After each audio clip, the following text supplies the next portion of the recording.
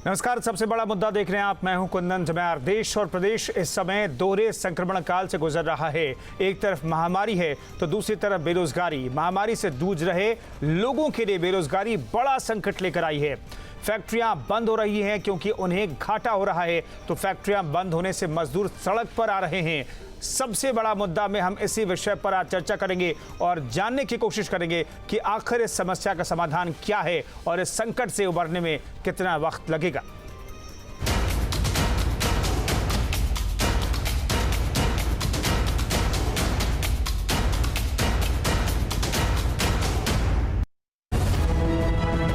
Lockdown में नौकरियों पर संकट।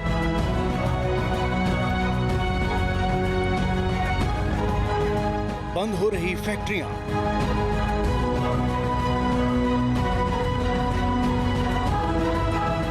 मजदूरों को नहीं मिल रहा काम।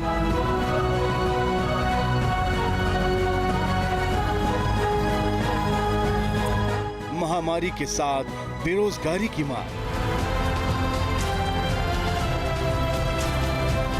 कोरोना और लॉकडाउन की वजह से लोगों की मुसीबतें कम होने का नाम नहीं ले रही हैं। एक तरफ लोग महामारी से परेशान हैं, तो दूसरी तरफ बेरोजगारी ने मुश्किलें खड़ी कर दी हैं।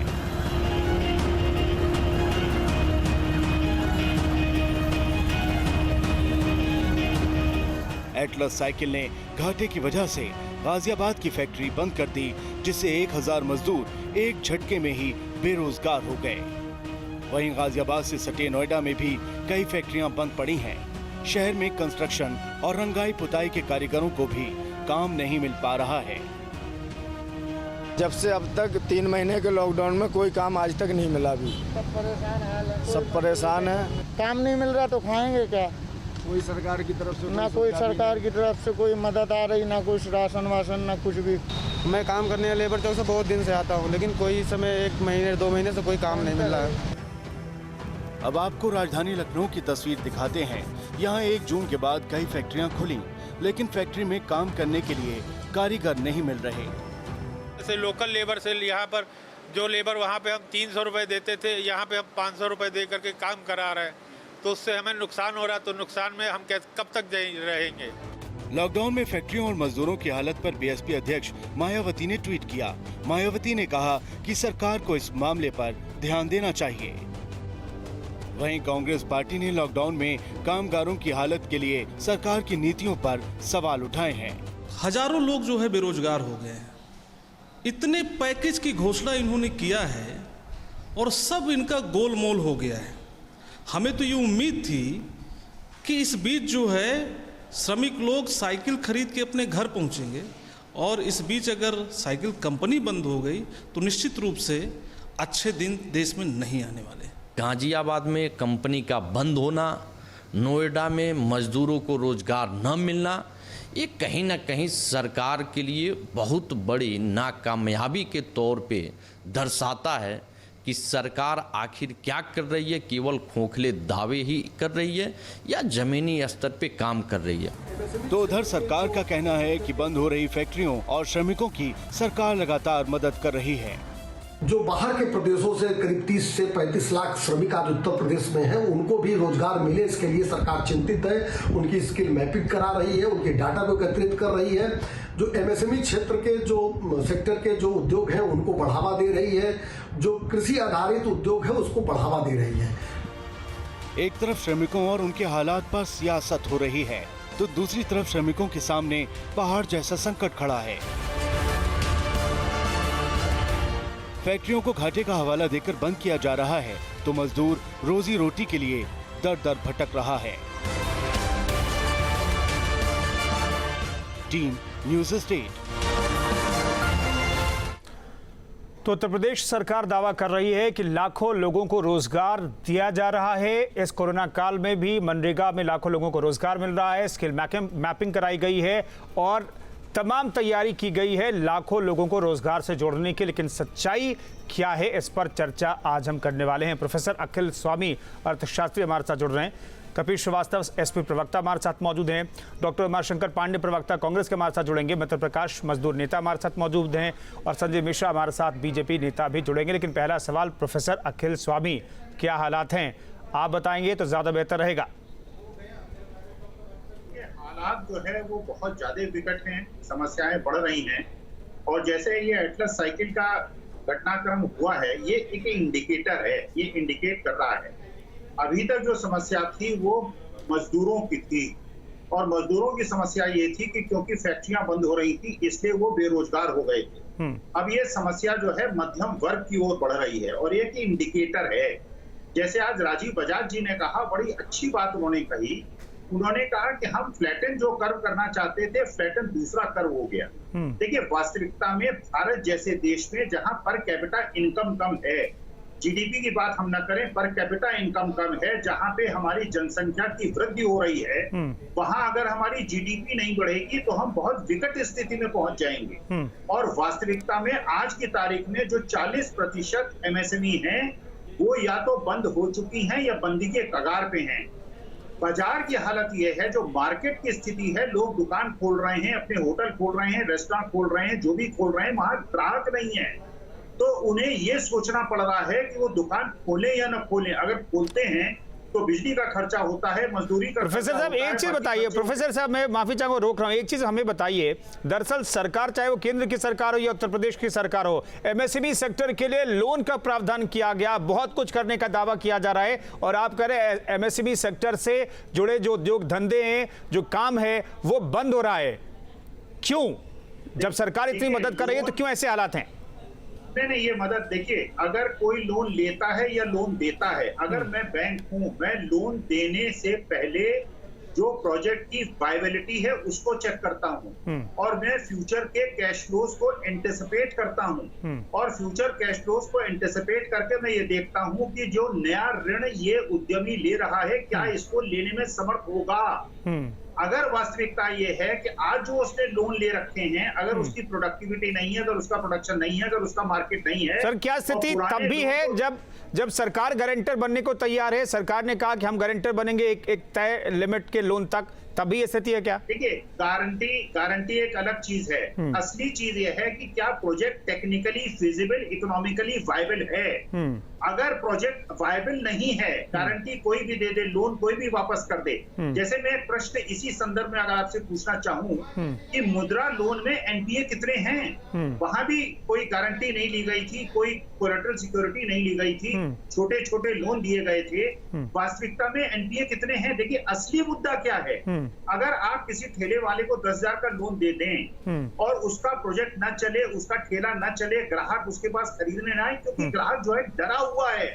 आज की तारीख में जितने भी ग्राहक हैं वो घर से बाहर नहीं निकल रहे, वो कोरोना से इतने ज्यादा भयभीत हैं कि बाजार के अंदर केवल बेचने वाले हैं, खरीदने वाले नहीं हैं। ठीक है सर। या तो लोगों के पास पैसा नहीं है, अगर पैसा है भी तो उनपे इतना हिम्मत नहीं है कि वो बाजार में जाके खरीदारी कर सकें।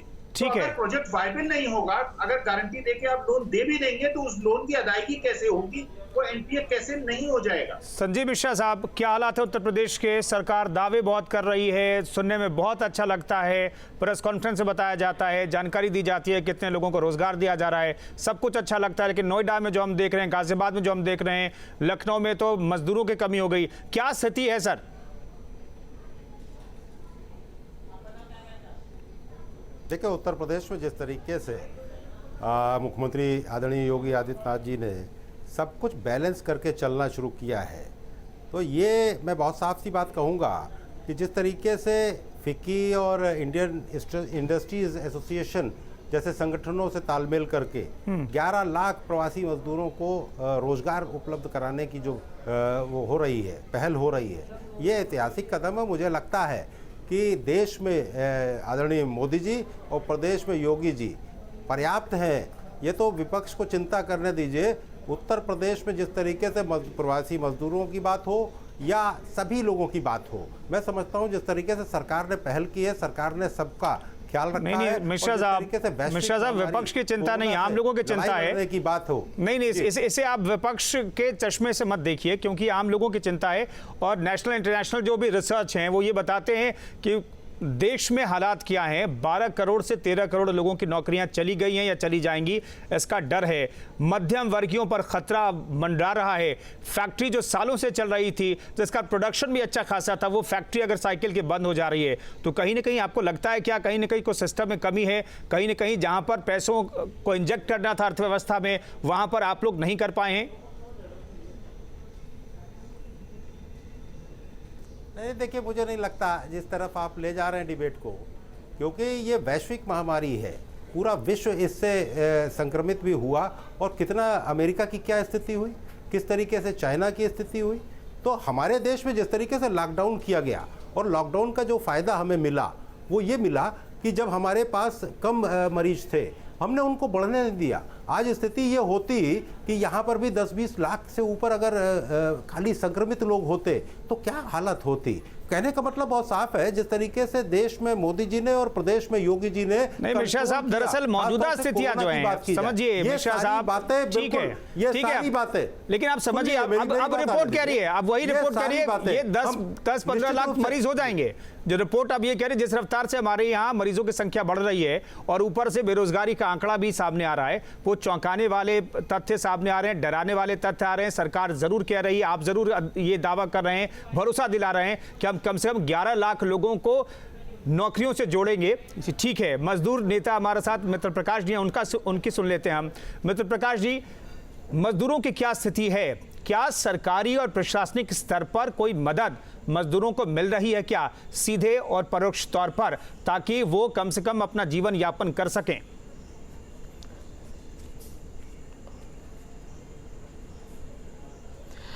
कुंदन जी, मैं आपको बता दूं कि मजदूरों की स्थिति कैसी है ये आप जान रहे होंगे, क्योंकि आज एक साइकिल की कितनी बड़ी कंपनी बंद हो गई है, जिससे 1000 मजदूरों का सीधा सीधा वास्ता था, उनके घर की रोजी रोटी थी। मेरा जो सवाल है, वाजिब सवाल है, वो संजय मिश्रा साहब से है, क्योंकि वो सत्ता में है, बीजेपी के प्रवक्ता है। प्रधानमंत्री जी 2 लाख करोड़ रुपए देते हैं, मुख्यमंत्री जी कहते हैं कि स्थितियां प्रदेश में बहुत सही चल रही हैं, उनके श्रम मंत्री कहते हैं कि स्थितियां इतनी अच्छी हैं कि सारे मजदूरों को रोजगार मिलने वाला है, औद्योगिक मंत्री कहते हैं कि उद्योगों का चरम सीमा पे उद्योग लग रहे हैं, इनके श्रम सचिव कहते हैं कि स्थितियां इतनी अच्छी हैं कि जिसकी कोई कल्पना नहीं की जा सकती है। तो ये साइकिल की कंपनियां बंद क्यों हो रही हैं, इन मजदूरों को नौकरी क्यों नहीं मिल रही है, ये दर दर भटकने के लिए परेशान क्यों हैं, इसका सिर्फ जवाब संजय मिश्रा जी दें और कोई ना दे। संजय मिश्रा साहब जवाब दीजिए। मजदूर नेता ये पूछ रहे हैं कि सब कुछ अच्छा दिखाई दे रहा है, लेकिन एक चीज मैं जोड़ना चाहूंगा, श्रम मंत्री का जिक्र किया संजय मिश्रा साहब, मैं एक चीज जोड़ लूं। फरवरी में 7 फरवरी 2020 तक का हवाला देकर के श्रम एवं सेवा नियोजन मंत्री स्वामी प्रसाद मौर्य ने कहा कि जो बेरोजगार थे उत्तर प्रदेश में, रजिस्टर्ड बेरोजगार थे, उनकी संख्या 54% तक बढ़ गई। और 2018 तक 23 माफ कीजिएगा, करीब 21 से 22 करोड़ लोग थे जो बेरोजगार रजिस्टर्ड थे, ये संख्या 33 करोड़ के आसपास तक बढ़ गई। मेरा सवाल है सर, ये स्थिति सरकार कोरोना से पहले कबूलती है, मंत्री कबूलते हैं, लेकिन कोरोना काल में ऐसा क्या चमत्कार हो गया कि रोजगार के इतने साधन हमारे पास आ गए कि लाखों लोगों को आप रोजगार देने के लिए तैयारी कर रहे हैं? नहीं, देखिए, वो एक अलग इशू है। पहले तो मैं इनकी बात का जवाब देना चाहता हूँ, खास तौर से जो आपने प्रश्न किया। मित्र प्रकाश सुन लीजिए जी, संजय मिश्रा मेरी बात आ जाने दीजिए। मित्र प्रकाश सुन लीजिए जी संजय मिश्रा साहब। अरे भाई रुको, आप बात भी तो आ जाने दो ना, आप प्रश्न कर रहे हो, उसका जवाब देने के लिए बैठा हूं। जी संजीव जी, देखिए, बहुत साफ सी बात है, जिस तरीके से साइकिल की फैक्ट्री की बात है, तो वहां पर क्या उनकी अपनी समस्याएं थी, वो उन्होंने चस्पा किया हुआ है, उसको सरकार ने भाई गहनता से उसको नज़र में सरकार के है। लेकिन जहां इस तरीके की बात है कि हम किसके लिए क्या कर रहे हैं, सबको कर रहे हैं, तो फिर वहां नहीं हो रहे, ये वहां की उनकी व्यक्तिगत समस्या है कि उनको फाइनेंशियल प्रॉब्लम है, वो उनकी अपनी समस्या है। निश्चित रूप से सरकार ने उस पर नज़र रखी हुई है, और मुझे लगता है कि आने वाले जल्दी से जल्दी उस पर भी उनको सबको संतुष्टि मिलेगी। एक चीज़, दूसरी चीज़, जहाँ तक आप कह रहे हैं कि साहब सब कुछ ठीक चल रहा है, ये वैश्विक महामारी के बाद भी जिस तरीके से कोरोना काल में जिस तरीके से सरकार ने, खासतौर से मैं उत्तर प्रदेश सरकार की अगर बात करूं, तो जिस हर व्यवस्था को सुदृढ़ करने का काम किया। कहाँ मजदूरों को 1-1 हज़ार रुपए देने की बात की। उनके पास कोई कार्ड नहीं है, कोई चीज़ नहीं है, लेकिन डीएम को, ग्राम प्रधानों को, सबके माध्यम से इस तरीके की व्यवस्था उत्तर प्रदेश में बनाई गई कि कोई भी व्यक्ति भूखा ना रहे, कोई भी व्यक्ति अपने आप को असहाय ना समझे। सबको चिकित्सा की व्यवस्था की जा रही, सबको स्वास्थ्य की व्यवस्था की जा रही। सरकार की एक-एक जगह पे नजर है। और जिस तरीके से मुख्यमंत्री जी ने 24-24 घंटे रह करके पूरे उत्तर प्रदेश के जनमानस का ख्याल रखा है। अगर आपकी जगह कोई और नहीं रहता तो आप इस तरह नहीं बोलते। आपने कहा है रुको, आप अपनी भाषा को पहले मर्यादित रखें। ठीक है, चलिए उस पर नहीं जाएंगे। तो इस तरह नहीं कहते आप अपने। अरे छोड़ो भाई, जब बीच में जब प्रश्न करो तो रुका करो। नहीं ठीक है, ठीक है, हम सब चीज जवाब तो ले लिया करो प्लीज। समस्या यही है ना, सवाल का जवाब नहीं लेना चाहते, केवल बहस करना चाहते हो। आप बता दीजिए अपने श्रम सचिव। मैंने किसी पार्टी से जुड़ा हुआ तो उसका खुलासा करके बात करो मुझसे। मैं तो प्रकाश ठीक है, लेकिन इस तरीके से बात नहीं होती है। कपिल श्रीवास्तव, मैं जब आपकी बात का जवाब दे रहा हूँ। ठीक है, दोनों की आवाज कम कर दीजिए। कपिल श्रीवास्तव से मैं सवाल ले रहा हूं, एसपी प्रवक्ता हमारे साथ मौजूद है। कपिल श्रीवास्तव साहब, क्या स्थिति है? सरकार जो आंकड़े पेश कर रही है, जो तैयारियां दिखा रही है, आप लोगों को भरोसा है कि सब कुछ ठीक हो जाएगा? अरे जिस पार्टी का वो बताओ, जनता को भी बताओ। देखिए, सबसे बड़ी बात यह है कि सरकार तो जिस समय कोरोना जैसी वैश्विक महामारी नहीं आई थी, उस समय भी वो बहुत से आंकड़े पेश कर रही थी, लेकिन हकीकत वो जमीन पे नहीं उतर रही थी। बेरोजगारी दर इन 70 सालों में सबसे ज्यादा बढ़ गई और करीब 9.5% हो गई थी। ये कोरोना से पहले की मैं स्थिति बता रहा हूं। और जीडीपी 4% पे आकर के ठहर गई थी। और आज जो कोरोना के अंदर चीजें हुई हैं, उनकी तो ये आड़ ले रहे हैं। इन्होंने कोरोना के अंदर आड़ लेने की कोशिश की। अगर इन्होंने 20 लाख करोड़ रुपए का पैकेज दिया था, राहत देने का काम अगर किया था, तो मुझे बताइए कि वो राहत एटलस साइकिल को क्यों नहीं पहुंची? एमएसएमई की जहां तक ये बात कर रहे हैं कि इन्होंने 300 करोड़ रुपए की बात कही, इन्होंने केवल मार्च से लेकर अप्रैल तक में 6 लाख करोड़ रुपए इन्होंने आखिर फिर किसको बांटे हैं? मैं तो इनसे पूछना चाहता हूं कि ये बतावें कि लॉकडाउन में 6 लाख करोड़ रुपए ये एमएसएमई को बांटा गया है, आखिर ये इन्होंने किसको बांटे हैं कि सही जगह पर ये लाभ नहीं पहुंच सका?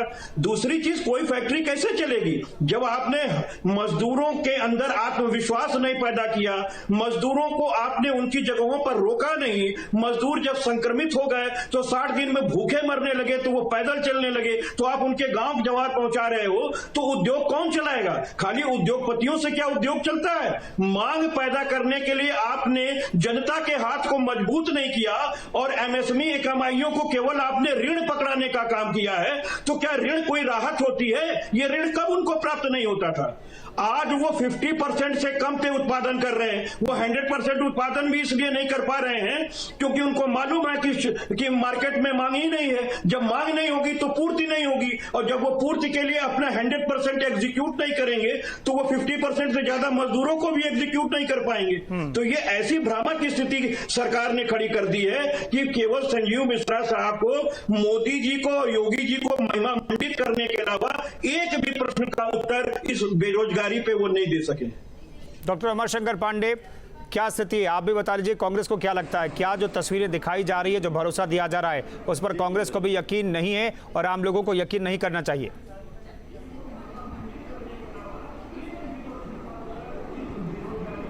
देखिए कुंदन जी, मुझे थोड़ा सा समय दीजिएगा, समय मुझे कम मिला है। आप समझिए कि उत्तर प्रदेश की अगर बात करें तो 70 साल की आज़ादी में 33 साल कांग्रेस पार्टी की सरकार रही और 37 साल गैर कांग्रेसी सरकारें रही हैं। कांग्रेस पार्टी का जब शासन रहा तो कांग्रेस पार्टी ने उत्तर प्रदेश में औद्योगिकरण की आधारशिला रखी और जिसमें ये एटलस कंपनी जो अभी बंद कर दिया इन्होंने, ये बनाई गई थी नारायण दत्त तिवारी जी के समय में। आज 1000 कामगारों को योगी सरकार ने एक झटके में बेरोजगार कर दिया। और जिस तरीके से तमाम सारे वादे भारतीय जनता पार्टी ने एमएसएमई को रियायत देने के नाम पर 20 लाख करोड़ के पैकेज की बात कही, आज उसका भी जो हकीकत था वो देश की जनता के सामने आ गया। और समझिए आप, मैं अभी सुन रहा था हमारे भारतीय जनता पार्टी के मित्र कह रहे थे कि 11 लाख लोगों को रोजगार देने के लिए योगी जी ने किया। उसकी सच्चाई क्या है?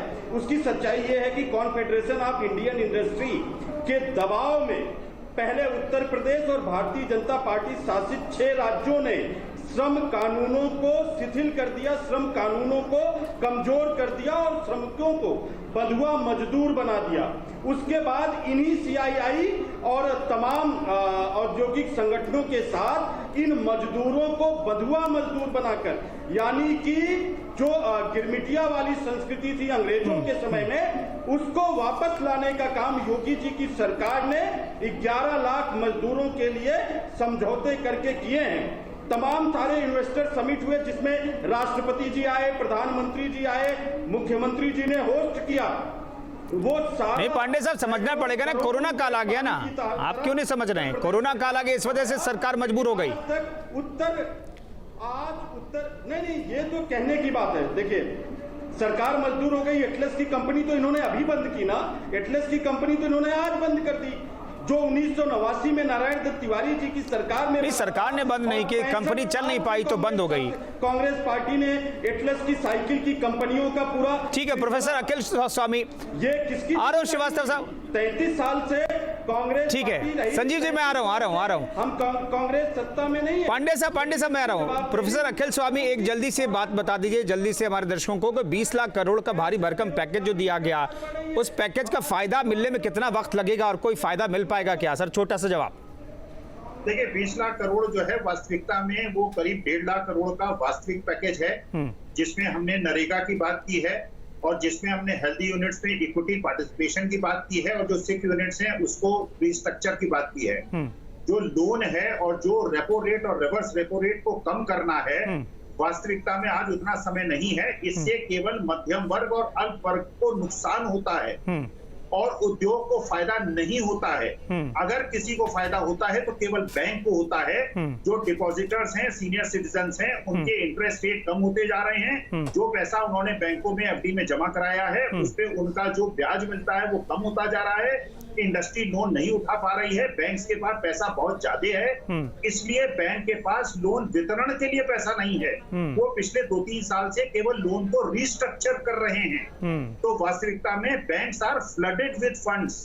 डिपॉजिटर्स को जरूर, जैसे हमारे जैसे लोग हैं जो मध्यम वर्ग के लोग हैं, जिन्होंने अपनी पूरी जमा पूंजी बैंक में जमा कर दी है, पहले 7.5% इंटरेस्ट मिलता था, फिर 6.5% इंटरेस्ट मिलता था, अब 5.5% इंटरेस्ट मिल रहा है। नहीं तो इसका फायदा मिलेगा कि नहीं? इसका फायदा मिलेगा कि नहीं आम लोगों को और उद्योग धंधे से जुड़े लोगों को? देखिए ऐसे नहीं मिलेगा। देखिए वास्तविकता में ऐसे नहीं मिलेगा। वास्तविकता में इस समय जो सबसे ज्यादा कमी है वो विश्वास की कमी है। आज की तारीख में हर आदमी डरा हुआ है, उद्यमी डरा हुआ है। ठीक है सर, संजीव मिश्रा साहब, इस डर को कैसे खत्म करेंगे? यही डर है कि मजदूर अपनी फैक्ट्रियों में लॉकडाउन 4 तक रुके रहे, 3rd तक रुके रहे और 4 तक अपने घरों को गए, कोरोना भी साथ लेकर के चले गए। मेरा सवाल यह है कि ये डर और विश्वास की स्थिति कब तक बनी रहेगी? संजीव मिश्रा साहब। देखिए कुंदन जी, 2-3 चीज़ें आई हैं, 2-3 चीज़ों का मैं जवाब दूंगा। देखिए पहले तो ये हुआ कि ये जो मज़दूर थे, ये क्यों, कहाँ से मज़दूर निकल लिए, किन किन स्टेट से निकले? महाराष्ट्र से निकले, दिल्ली से निकले, राजस्थान से निकले और पंजाब से निकले। इन सरकारों ने क्यों नहीं उनको रोक के रखा? क्यों नहीं उनके लिए व्यवस्था की? नहीं, लखनऊ में क्यों नहीं रुके मजदूर? संजीव मिश्रा साहब, ठीक है, हर चीज को राजनीति के तशवीर से मत देखिए मिश्रा साहब। लखनऊ में मजदूर क्यों नहीं रुके? वहां के इंडस्ट्रियलिस्ट कह रहे हैं कि भाई मजदूर नहीं हमारे पास। कहना पड़ेगा जब आरोप लगेगा। नहीं, उसका तो जवाब लखनऊ में क्यों नहीं रुके? आज महाराष्ट्र में क्या स्थिति है, दिल्ली में क्या स्थिति है? किस तरीके से दिल्ली की सरकार ने बॉर्डर पे लोगों को खड़ा कर दिया, अपनी अपनी सरकारी बसें लगा करके खड़ा कर दिया। उसके बाद भी योगी जी ने उनको 250, 300 और 500 बसें लगा करके उनको उनके गंतव्य तक पहुंचाया। तो कहने का मतलब ये है कि जिस तरीके से आरोप लगाए जा रहे हैं, ये समाजवादी पार्टी के वो लोग आरोप लगा रहे हैं जिन्होंने इसी उत्तर प्रदेश में संजीव मिश्रा साहब एक चीज ठीक है, आखिर में एक चीज बता दीजिए, जिन्होंने चीनी मिलें बेचने का काम किया। आज उत्तर प्रदेश में योगी जी की सरकार। मित्र प्रकाश, ठीक है मित्र प्रकाश, छोटा जवाब मैं चाहूंगा कि आप लोगों को उम्मीद है कि आपकी स्थितियां बदलेगी, सरकार कुछ करेगी आप लोगों के लिए, प्रशासन कुछ कर पाएगा? मित्र प्रकाश, छोटा जवाब। और उत्तर प्रदेश में योगी जी की सरकार बर्बाद करने का काम कर रही है, लेकिन वो इनको नहीं दिखाई देता। उम्मीद के लिए शुभकामनाएं, लेकिन मुझे उम्मीद नहीं लग रही है ऐसी सरकारों से। रटे रटाए अगर आपके चैनल पे जो प्रवक्ताएं हैं मेरे एक छोटे से सवाल का जवाब नहीं दे पाए तो क्या होगा। मैंने इनसे पूछा था, शायद ये गूगल कर लिए हों अभी तक, कि उत्तर प्रदेश के प्रमुख सचिव श्रम का क्या नाम है, ये नहीं बता पा रहे हैं। ये योगी जी और मोदी जी की केवल परिभाषा के रटी रटाई बात कर रहे हैं। नहीं ठीक है, ये सब सवाल नहीं है, जेन्युइन सवाल है। मिश्रा साहब ठीक है, उसको यूपी गवर्नमेंट ने बंद करा दिया, कहने का ये मतलब नहीं। मिश्रा साहब एक चीज जल्दी से बता दीजिए, आखिरी सवाल 10 सेकंड में। मिश्रा साहब आपको तो कम से कम ये पता होना कब तक स्थितियां सुधरेगी? मिश्रा साहब प्लीज, संजीव मिश्रा साहब, स्थितियां कब तक सुधरेंगी? नोटिस चस्पा की गई, उसको कम से कम पढ़िए। संजीव मिश्रा साहब, मैं तो छोटा सवाल पूछ रहा हूं, कब तक स्थितियां सुधरेगी? संजीव मिश्रा साहब, कब तक स्थितियां सुधरेगी? देखिए, हमारी उत्तर प्रदेश की सरकार और आदरणीय योगी जी जिस तरीके से 24 घंटे मेहनत करके उत्तर प्रदेश के जन जन के लिए काम कर रहे हैं, मैं समझता हूं कि हर स्तर पे हर व्यक्ति को बस ये है कि ये विपक्ष वाले लोग ठीक है सर, मेरे पास इतना ही वक्त था। तमाम मेहमानों का बहुत बहुत शुक्रिया चर्चा में शरीक होने के लिए। संजीव मिश्रा और सरकार भरोसा दिला रही है, सरकार ये कह रही है कि लोगों के लिए रोजगार उपलब्ध करवाए जाएंगे, जो प्रवासी मजदूर लौटे उनके लिए भी और जो यहां के रहने वाले उनके लिए भी रोजगार की तमाम व्यवस्था कर ली गई है। लेकिन सच्चाई फिलहाल मौजूदा वक्त में वो नहीं दिखाई दे रही है जो सरकार दिखाने की कोशिश कर रही है। सबसे बड़ा मुद्दा में फिलहाल इतना ही, रुकेंगे एक छोटे से ब्रेक के लिए। आप बने रहिए न्यूज़ स्टेट के साथ।